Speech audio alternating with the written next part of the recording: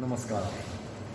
पिछले टर्म पर मैंने आपको वैन डर वाल गैस समीकरण के बारे में बताया था और मैंने यह भी बताया था आपको कि किस प्रकार हम वैन डर वाल गैस समीकरण की सहायता से रियल गैसेस में जो डेविएशंस आते हैं उनको हम एक्सप्लेन कर सकते हैं। आज हम एक नया टॉपिक पढ़ेंगे, क्रिटिकल फिनोमेना।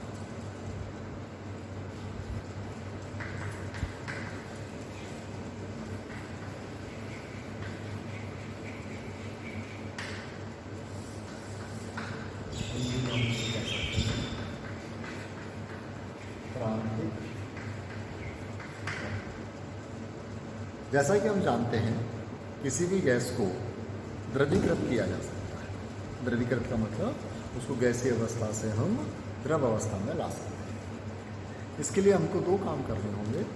एक तो गैस का टेम्परेचर कम करना होगा ताकि उसके मॉलिक्यूल्स पास में आ जाएं, और गैस पर प्रेशर बढ़ाना होगा। उनका इस प्रेशर बढ़ाने का काम भी वही है जो टेम्परेचर कम करने का है, यानी गैसेस मॉलिक्यूल्स को पास में लाना। जब किसी भी गैस को हम ठंडा करते हैं या उसके टेम्परेचर को हम कम करते हैं तो हर गैस के लिए एक निश्चित टेम्परेचर होता है। उस टेम्परेचर से ऊपर वह गैस द्रव में नहीं बदल सकती। Means A gas can not be liquefied until it reaches a certain temperature। उस टेम्परेचर को हम क्रांतिक ताप कहते हैं, और ये जो घटना है इस घटना को हम क्रांतिक परिघटना या क्रांतिक घटना कहते हैं, क्रिटिकल फिनोमेना की। तो क्रिटिकल फिनोमेना से हमारा मतलब क्या हुआ? किसी भी गैस को एक ऐसे टेम्परेचर पर लाना जिससे नीचे यदि उस पर प्रेशर लगाया जाए तो उस गैस को हम लिक्विड फॉर्म में या गैसीय द्रव अवस्था में ला सकते हैं। तो how can be define the critical temperature? It is the temperature above which a gas cannot be converted into the liquid whatever pressure may be applied। क्रांतिक ताप से ऊपर यदि कोई गैस है और उस समय उस पर आप चाहे कितना भी दाब लगाएं, गैस को लिक्विफाइड नहीं किया जा सकता। इसका अर्थ ये हुआ कि गैस को लिक्विफाइड करने के लिए temperature is more important than the pressure.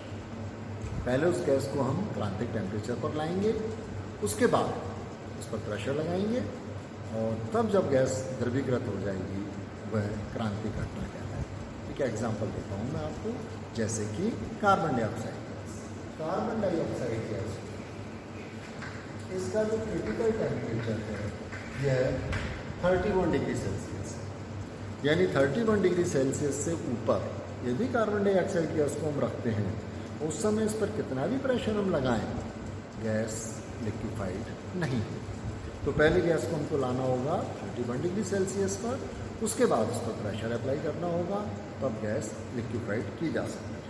31 degree Celsius से नीचे गैस को आसानी से द्रवीकृत किया जा सकता है। तो क्रिटिकल टेम्परेचर पर गैस को द्रवीकृत करने के लिए जितना प्रेशर उस समय लगाया गया है गैस पर, वह उसका क्रिटिकल प्रेशर कहलाता है। What is the critical pressure? इसको पीसी से लिखेंगे। Critical pressure is the pressure of A gas at its critical temperature. और इस समय जब गैस क्रिटिकल टेम्परेचर पर हो, जब गैस का प्रेशर क्रिटिकल प्रेशर हो, उस समय उस गैस के 1 मोल का आयतन, volume of 1 mole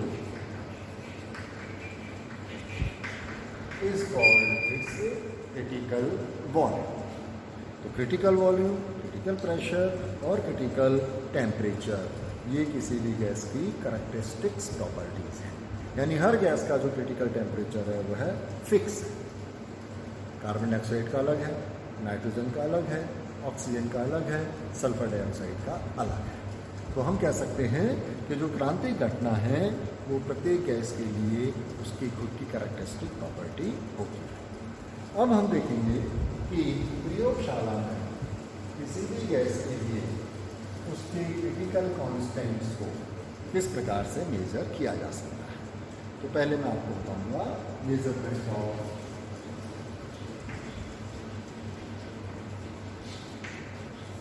of PC. Critical temperature को मेज़र करना। इसके लिए हम क्या करेंगे, एक स्पेशल टाइप का हम थोड़ा सा एक अरेंजमेंट करते हैं। अरेंजमेंट क्या है,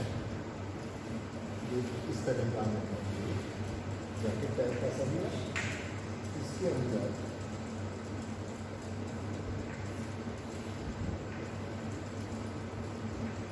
इसको चाहे तो हम एक बाइक की शेप में दे सकते हैं।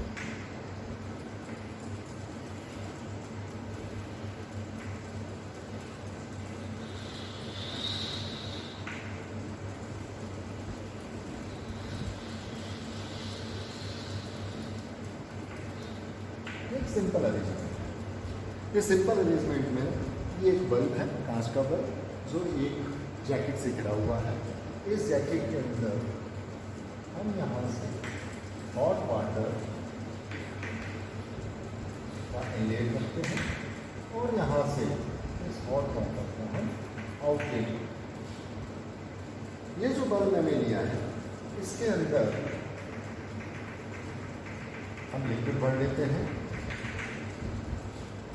और नीचे की साइड में इसमें कौन सा लिक्विड जिसको हमको गैस अवस्था में लाना है या गैस से जो लिक्विड अवस्था में आ गया है,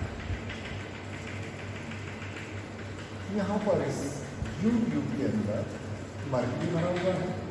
ये मर्क्यूरी एक तरीके से यहाँ पर मैनोमीटर का काम करता है। इस पूरे सिस्टम का टेम्परेचर नोट करने के लिए यहाँ पर एक थर्मामीटर लगा देते हैं।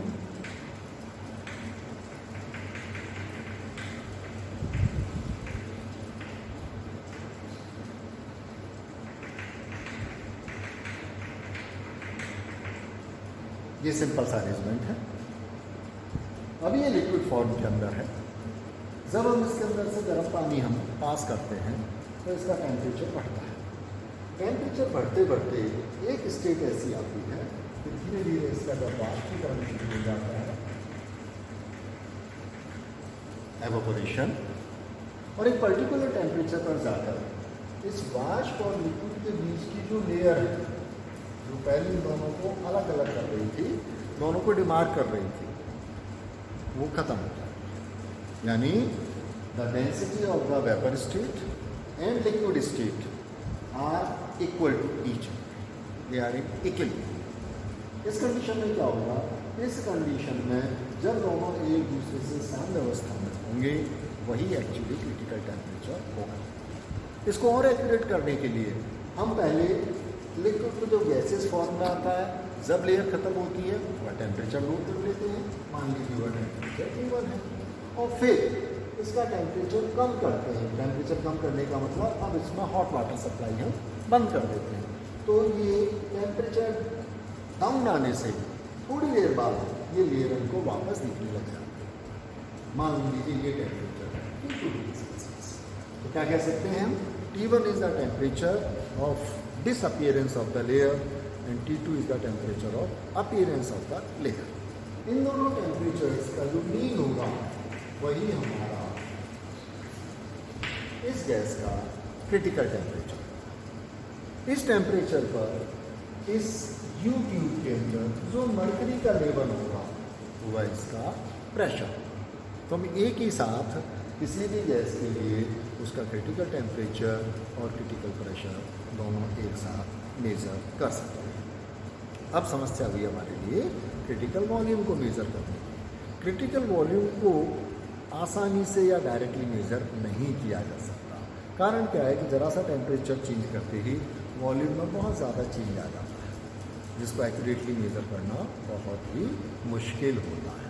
इसलिए उस टेम्परेचर क्रिटिकल वॉल्यूम को मेज़र करने के लिए हम एक इनडायरेक्ट मेथड का यूज़ करते हैं, और वह मेथड कौन सा है वह मैं आपको अगले टर्म पर बताऊँगा।